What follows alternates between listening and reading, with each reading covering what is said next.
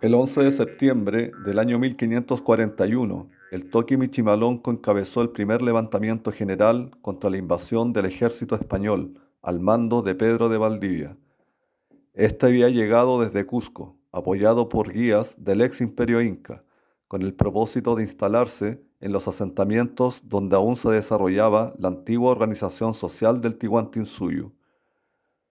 Valdivia llegó al valle del Mapocho, siendo recibido por distintos curacas, entre ellos el inca Quilacantu, quien había sido administrador principal del incanato en el Valle Central. La influencia de Quilacantu sobre los loncos mapuche aún permanecía, sumado a la fuerza militar de los españoles y los miles de yanaconas ofrecidos por éste, permitió a Valdivia obtener sin resistencia parte del territorio en las inmediaciones del Cerro Huelén, lugar donde decide estratégicamente fundar la ciudad de Santiago. Una vez asentado, dicta la proclama del rey, traducida al mapuzungún y al quechua. De parte de su majestad, el emperador Carlos V, yo, Pedro de Valdivia, su criado, mensajero y capitán, os notifico que Dios, nuestro Señor, uno y eterno, creó el cielo y la tierra, y un hombre y una mujer de quien todos descendemos. De todas estas gentes, Dios, nuestro Señor, dio cargo a San Pedro.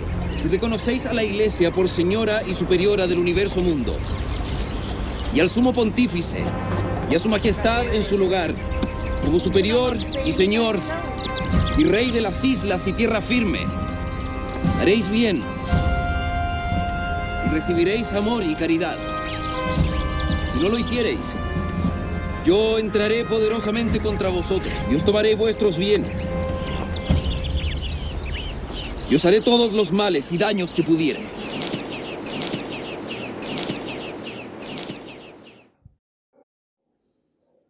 Michimalonco, mapuche picunche del Valle de Aconcagua, había convivido con el imperio inca, tras los acuerdos pactados de no agresión y colaboración mutua luego de la tenaz resistencia militar que los picunche opusieron a la invasión un siglo atrás.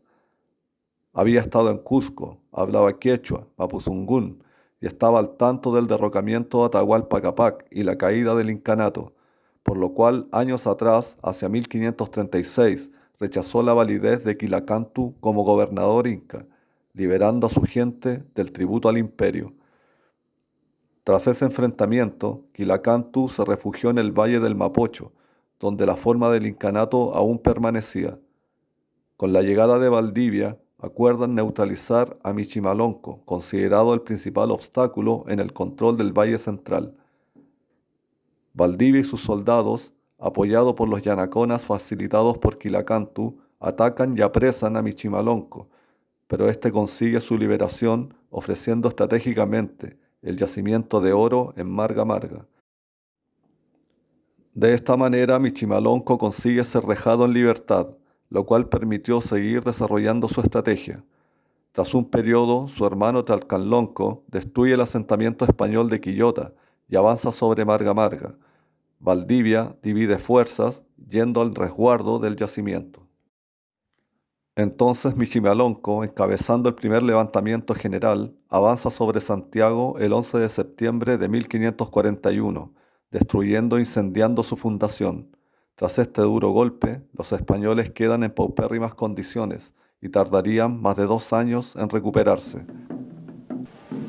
Esta acción marca el camino de libertad del pueblo mapuche, cuyo espíritu indomable ha resistido más de 500 años en defensa de la vida y de su existencia como hijos de la tierra.